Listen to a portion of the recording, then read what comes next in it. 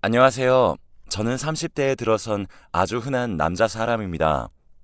후련하게 제 이야기를 원 없이 한번 풀어보고 싶습니다. 원래는 평범한 집이었어요.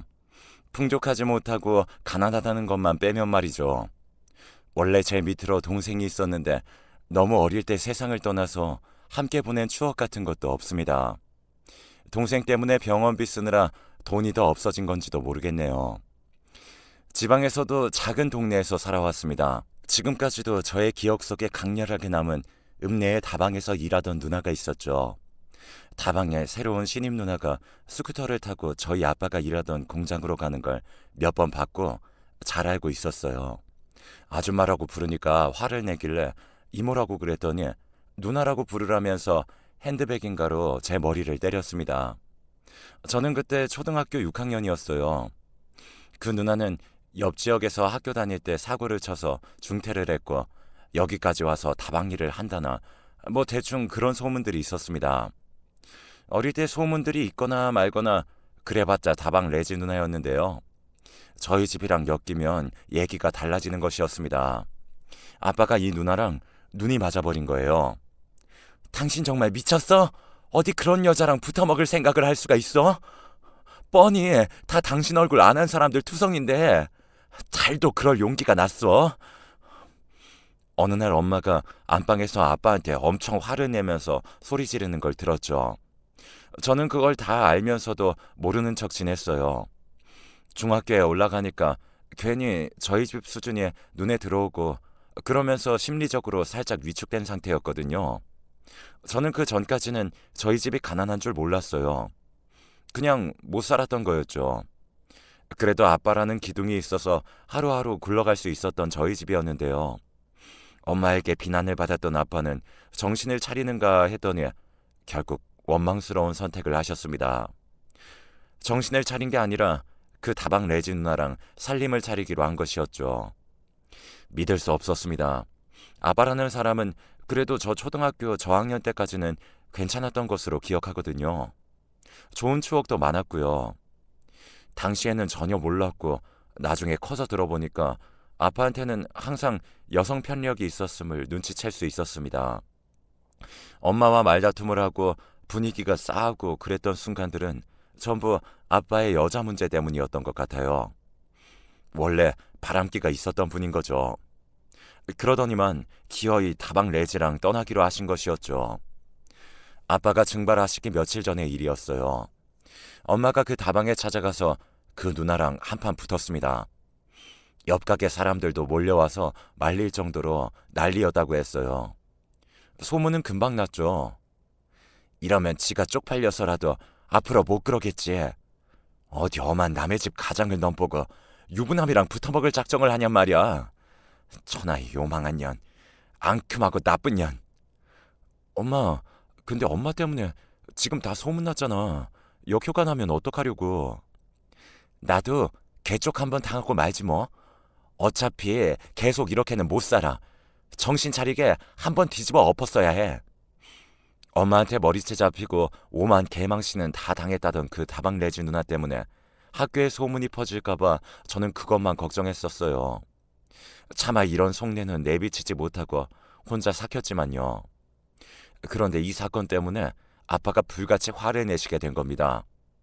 엄마는 억울하고 분하다면서 몸서리쳤어요. 당신 어떻게 그 불려시 편을 들 수가 있어요? 이게 다 누구 때문인데? 누구 때문에 내가 그 난리를 치고 왔는데 젊은 여자한테 미쳐서 자기 마누라는 자식은 보이지도 않아요? 그래서 지금 사람 때려놓고 잘했다는 거야? 그거 범죄야, 범죄.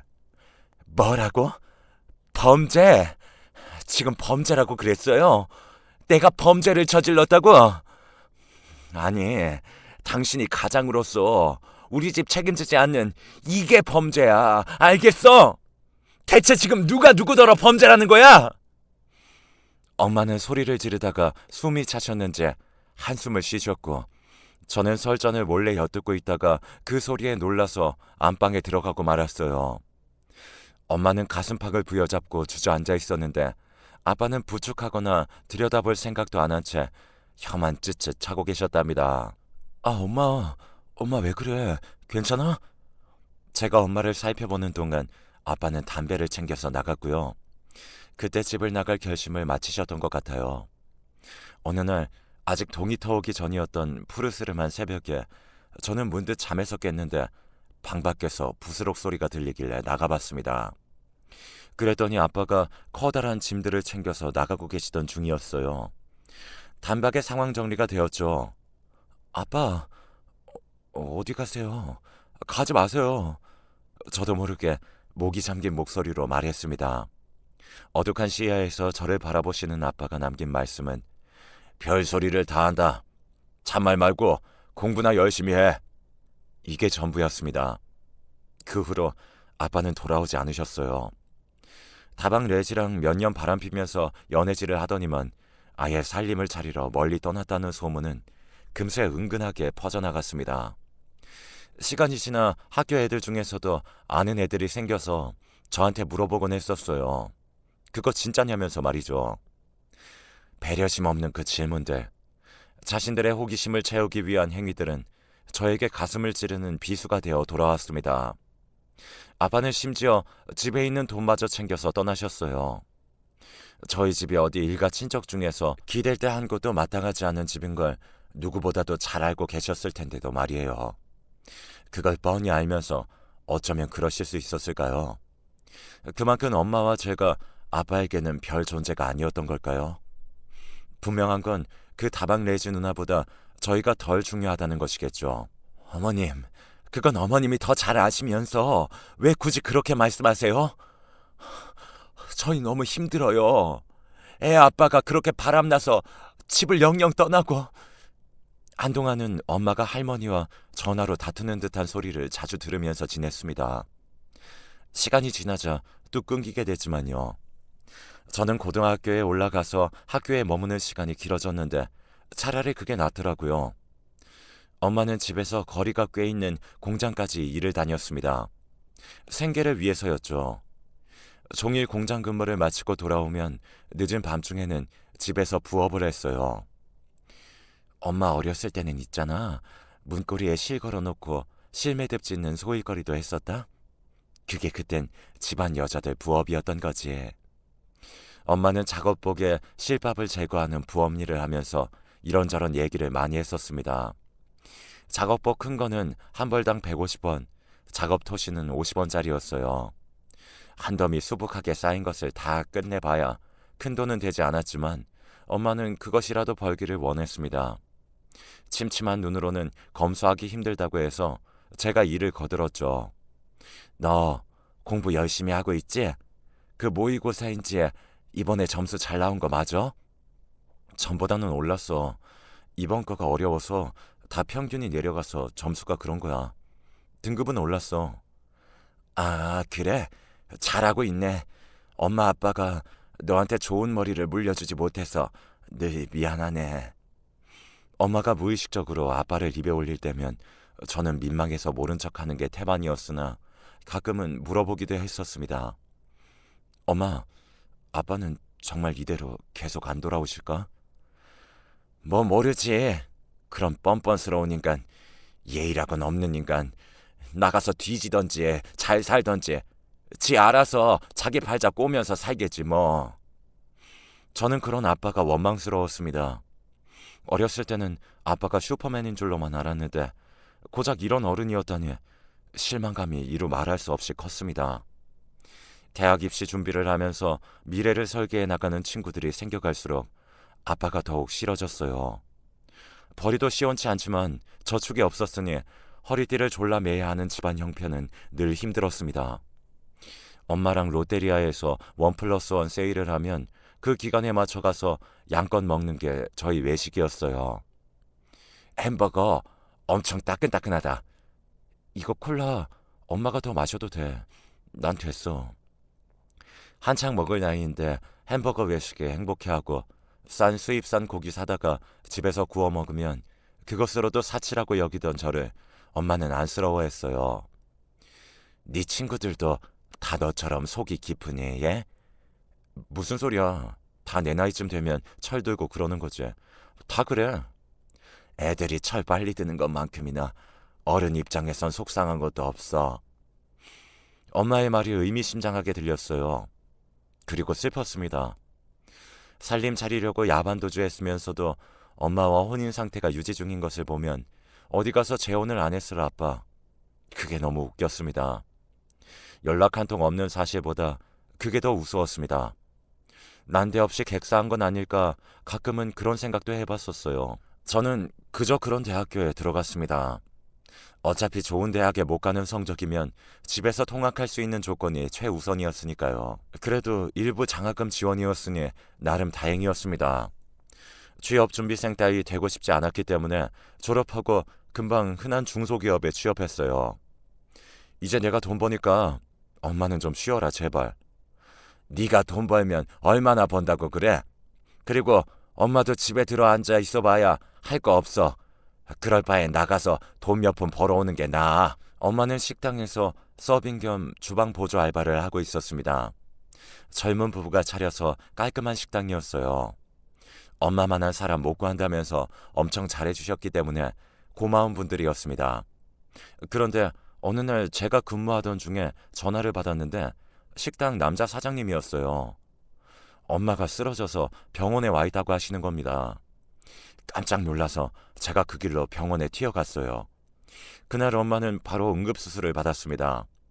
병원에서는 조금만 더 늦었다면 정말 큰일 날 뻔했다고 알려줬습니다. 보통 이 골든타임을 놓쳐서 목숨을 잃거나 후유증이 크게 남는 건데 저희 엄마는 운이 좋았다고 병원으로 가야겠다는 빠른 판단이 사람 제대로 살린 거라고 했습니다. 엄마가 출근할 때부터 속이 좀 안 좋았다고 말한 것을 사장님 부부께서는 유심히 들어왔다고 해요. 그러다가 엄마가 중심을 잃고 쓰러지자마자 이건 단순히 현기증이라든가 그런 게 아님을 직감하시고 무조건 병원으로 모셨다고 합니다. 장사 도중이었는데도 말이에요. 만일 엄마가 일터인 식당이 아니라 집에서 혼자 있을 때 그런 증세가 일어났다면 과연 어떻게 됐을지 생각해보니 정말 무서웠습니다. 병원에서는 엄마의 건강 상태 자체도 좋지 않다고 했고 일을 쉬는 게 낫다고 권해줬습니다. 사장님 부부 두 분께 큰 감사 인사를 드리고 엄마는 일을 그만뒀어요. 옛날에 너네 동생 얼굴 기억나? 아니, 사진 보면서 그랬구나 하는 거지. 내 기억으론 안 나. 나도 완전 어릴 때였잖아. 그치? 너무 일찍 가버려서 그런가 슬픔보다 허망함이 컸던 것 같아. 나는 왜 이토록 어린아이가 고통을 받아야 하는가. 전부 엄마인 내 잘못이 아닐까 죄책감도 엄청났고 그래서 사실 아이를 또 가지려고 했었어. 그런데 그러지 못했지. 그랬어? 난 처음 듣네. 그런데 왜 안 가졌어? 넌 몰랐지? 엄마는 자궁이 없어. 드러냈거든. 뭐? 아 진짜? 어쩌다가 언제 수술했었어? 임신 준비를 할 생각이었는데 역으로 자궁 적출을 해야만 했다니 지금 생각해도 참 어이가 없어.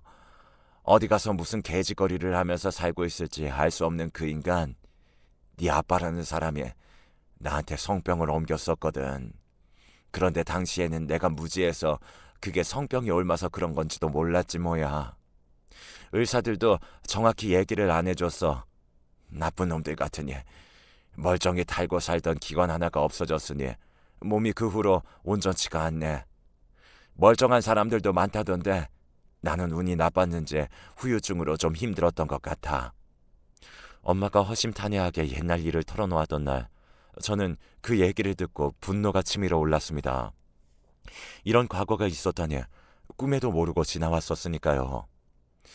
웬 다방 여자랑 눈이 맞아 홀랑 떠나버린 아빠에 대한 증오는 더욱 거세졌습니다. 10년이 넘도록 감감무소식이었지만 저의 가슴속에서는 늘 증오심이 피어오르고 있었죠.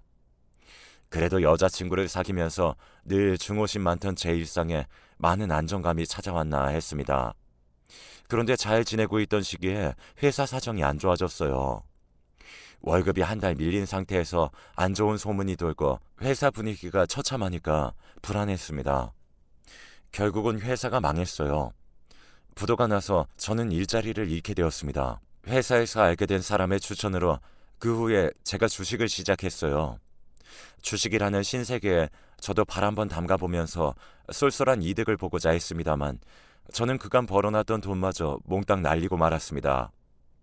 회사가 망한 것보다도 더욱 순식간이었어요. 애초에 저 같은 초보자가 겁도 없이 그런 식으로 덤벼들 게 아니라 제대로 공부를 하고 시작했어야 맞는 것이었는데 후회가 막심했습니다. 여자친구랑 헤어지면서 저는 우울의 늪으로 빠져들었습니다.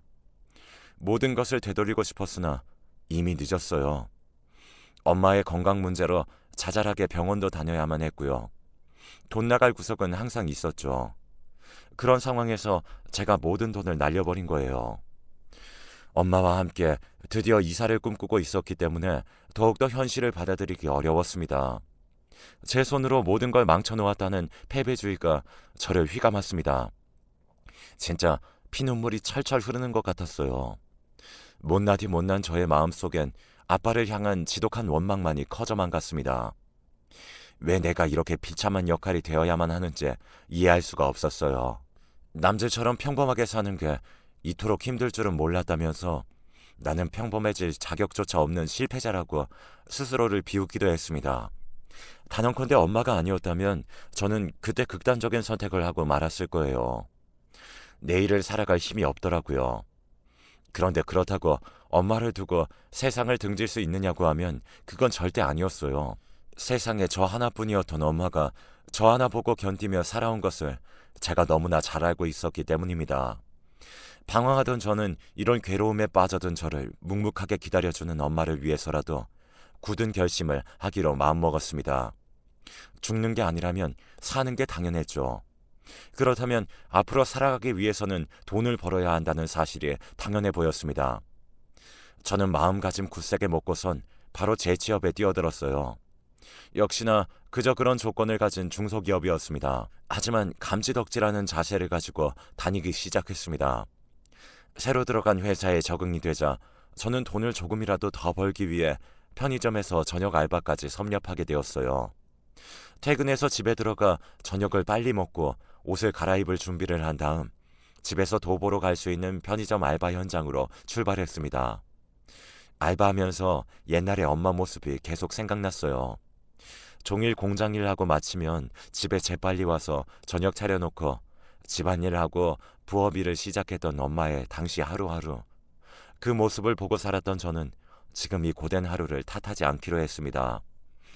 엄마에 대한 감사와 존경으로 매일을 버텨내자고 스스로에게 파이팅을 불어넣었죠. 그리고 달이 흘렀습니다. 알바 끝나고 집으로 가는데 그 야심한 시각에 누가 저희 빌라 앞에 있는 거예요. 입구에 사람 하나가 쭈그려 앉아있는데 딱 봐도 노숙자인가 싶었습니다. 서늘한 가을밤 날씨에 이런 데서 있냐고 속으로 혀를 쯔쯔 차고 있는데 제가 가까워지니까 그 사람이 비틀대며 자리에서 일어나는 거예요. 그러더니 제 이름을 불렀습니다. 제가 놀라서 걸음을 늦추고는 그 사람을 유심히 살펴보았습니다. 곧이어 무의식적으로 저는 그 사람의 정체를 간파하고 말았습니다. 머릿속의 의식보다도 말이 먼저 나갔어요.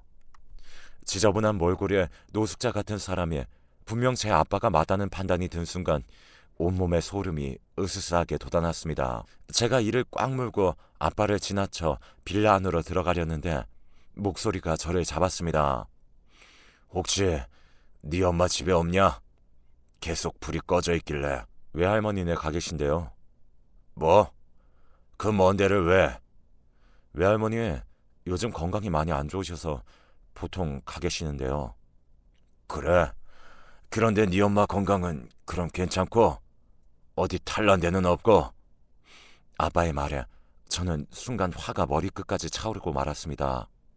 다시 몸을 돌려서 이제는 저보다 한 뼘 이상 키가 작아진 아빠를 내려다봤습니다. 예전에는 아빠가 저보다 조금 더 컸었는데 이제는 역전이 된 상태였죠. 저는 그 사실에 희열이 들면서도 한편으로는 측은지심 역시 들었습니다. 제 엄마이기도 하지만요. 당신 아내잖아. 그런데 걱정되고 궁금했으면 진작 찾아왔어야지. 전화 한 번 안 하고 무슨 메모 한 장, 편지 한 통이라도 보내본 적 있으세요? 무슨 낯짝으로 여길 찾아오신 건지 알 수가 없네. 여긴 왜 오신 건데요? 이제 와서 왜요? 무슨 생각으로 여기에? 이유나 들어볼게요. 참고로 여기 이제 저랑 엄마 집이에요. 당신과는 상관없는 장소예요. 행여나 들어올 생각 꿈도 꾸지 마시고요. 난 그저 너무 배가 고파지니까 집 생각이 나서 왔다. 배가 고프시면 밥을 사드시면 되죠. 어디 구걸이라도 해서 얻어드시던가 무료급식 이런 거라도 찾아보시던가요. 네 엄마랑 너랑 이렇게 셋이 둘러앉아 먹는 게 나한테는 그게 바로 밥이었다. 다른 게 아니라 그게 밥이었어. 말문이 막히더군요.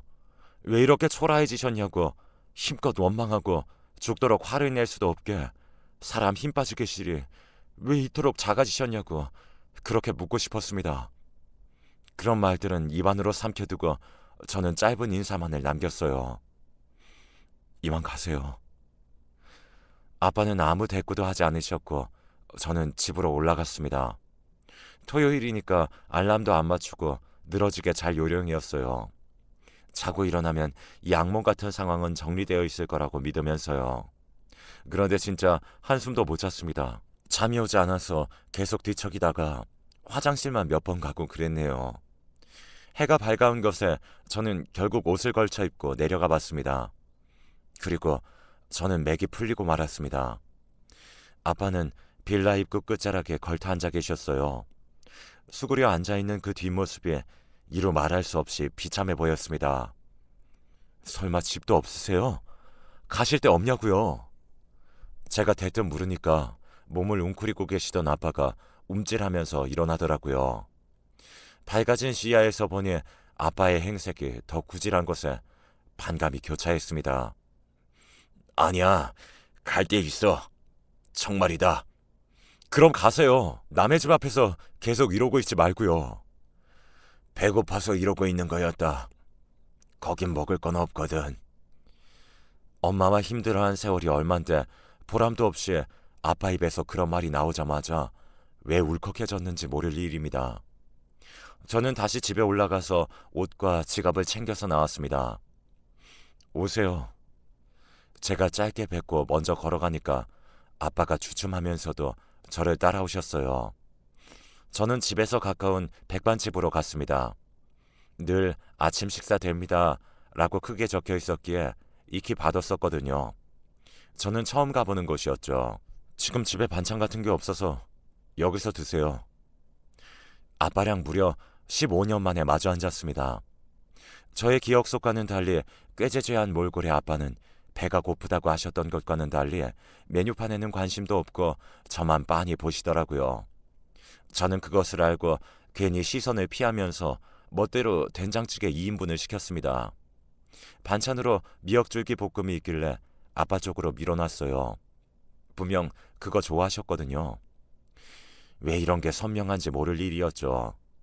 어떻게 사셨는지 궁금하긴 했습니다. 왜 아니겠어요. 그런데 묻기 싫었어요. 아빠의 얼굴이 아주 시커먼 색으로 된 걸 보니까 속이 갑갑했습니다. 아빠는 밥을 반쯤 드셨을 때 저한테 넌지시 물어보셨어요. 그간 어떻게 지냈냐고요. 저는 그냥 엄마랑 둘이 행복하게 살아왔다고 했습니다. 아빠는 대답이 없으셨어요. 그런데 아빠가 밥값을 주겠다고 저한테 계좌번호를 달라고 했습니다. 카운터에 가더니 거기서 메모지랑 볼펜을 가져오셨어요. 제가 어이가 없어서 거절했죠. 내가 네 아버지로서 지난 세월 용돈도 못 줬잖니. 이거라도 줘야 하지 않겠냐. 제법 단호하게 그러길래 저는 싫은 말 하기 싫어서 제 주거래 계좌를 적어드렸습니다. 아빠가 그걸 빤히 보더니 고이 접어서 지저분한 외투 안쪽 주머니에 종이를 넣으셨어요. 가세요. 어디 가시는데요? 식당을 나오자마자 아빠는 저희 집의 반대편으로 걸어가셨습니다. 잘 먹었다. 모처럼 체하지도 않고 밥 한 공기 비워지는 걸 보니까 역시 가족하고 먹는 밥이라야 넘어가나 보다. 아빠는 제 질문에 동문서답하고선 계속 걸어가셨습니다. 저는 그 뒷모습이 완전히 사라져서 시야에 보이지 않게 될 때까지 바라보고 서 있었어요. 주말 지나고 엄마가 돌아오는데 입이 안 떨어졌습니다. 차마 아빠 얘기를 못 하겠더라고요. 혼자 머리 싸매면서 다음 날도 일을 하고 있는데 모바일 뱅킹에서 알람이 뜨는 거예요. 입금 알람이길래 눌렀다가 하마터면 제 자리에서 자빠질 뻔했습니다. 억 단위의 숫자가 찍혀 있길래 웬 돈인가 싶어 깜짝 놀랐습니다. 그런데 돈을 보낸 사람이 저희 아빠인 거예요. 그걸 보고서 소스라쳤습니다. 그리고 집으로 아빠의 편지 한 통이 와 있었습니다. 퇴근길에 발견하고서는 품에 넣었다가 편의점 알바하면서 한가할 때 열어봤어요. 아빠가 시한부 환자라고 고백한 것이 적혀 있었는데 그걸 보고 정신이 아득해졌습니다. 죽을 날 받아놓으니까 왜 이렇게 무섭고 모든 것이 부질없게 느껴지는지, 죽기 전까지 누리다 살다 가는 것이 나에겐 의미가 없더라. 공허함만 남았다. 의사는 내게 시한부 선고받고 걸린 우울증이라고 했지만 내 생각은 다르다. 이건 그리움이다. 지난 날에 대한 회고다. 아들아, 아침 식사값은 내가 지난날 모은 재산이다. 이것으로 고급 아파트는 사지 못할 것이야. 그러나 직장을 마치고 아르바이트까지 하는 수고를 관둘 수는 있을 거야. 네 엄마의 여생을 편하게 할 수도 있을 것이다. 부탁한다. 너는 우리 집의 가장이니까. 모든 걸 탕진하고 노숙자가 되신 게 아닐까 싶었던 아빠는 나름 재력가였습니다. 지난 날을 대체 어떻게 보내오신 건지 궁금할 따름입니다. 아빠는 당신께서 돌아가시면 저랑 엄마에게 연락이 갈 거라고 그렇게 적어 놓았습니다. 저는 이 사실을 엄마에게 알리고 싶어서 그럴 작정인데요. 그렇게 되면 엄마는 아빠를 찾자고 하실지, 그렇다면 어떻게 찾아야 하는지 머릿속이 복잡합니다.